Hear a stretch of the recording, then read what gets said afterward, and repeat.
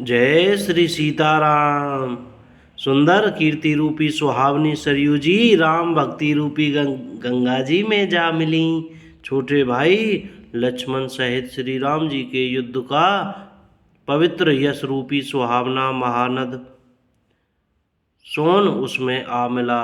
दोनों के बीच में भक्ति रूपी गंगा जी की धारा ज्ञान और वैराग्य के सहित शोभित हो रही है।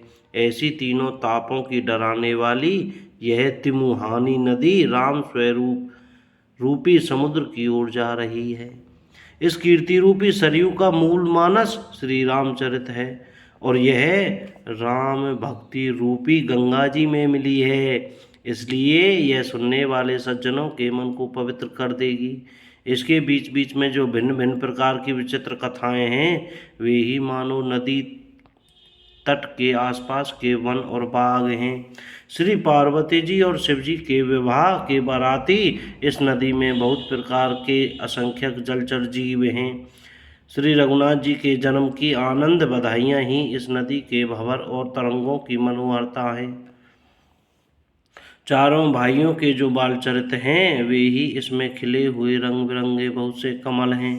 महाराज श्री दशरथ जी तथा उनकी रानियां और कुटुंबियों के सत्कर्म पुण्य ही भ्रमर और जल पक्षी हैं। श्री सीताराम जी के स्वयंवर की जो सुंदर कथा है वही इस नदी में सुहावनी छवि छा रही है। अनेकों सुंदर विचारपूर्ण प्रश्न ही इस नदी की नावें हैं और उनके विवेक युक्त उत्तर ही चतुर के वट हैं।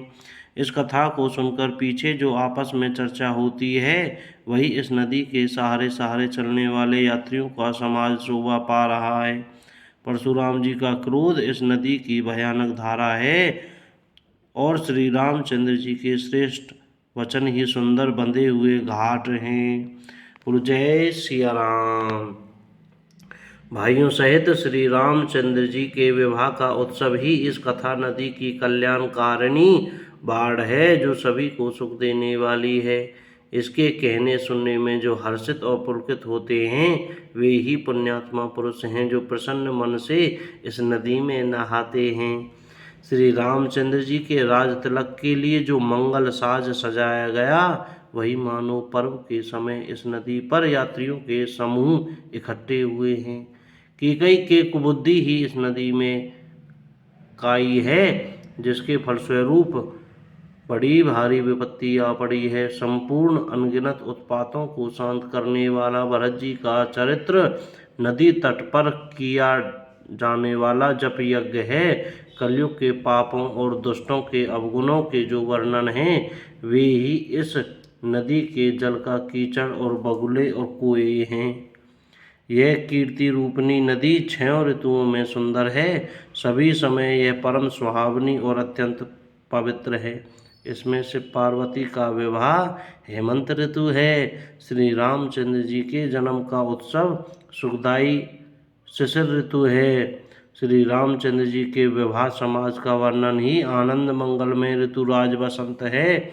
श्री राम जी का वनगमन दुसह ग्रीष्म ऋतु है और मार्ग की कथा ही कड़ी धूप और लू है।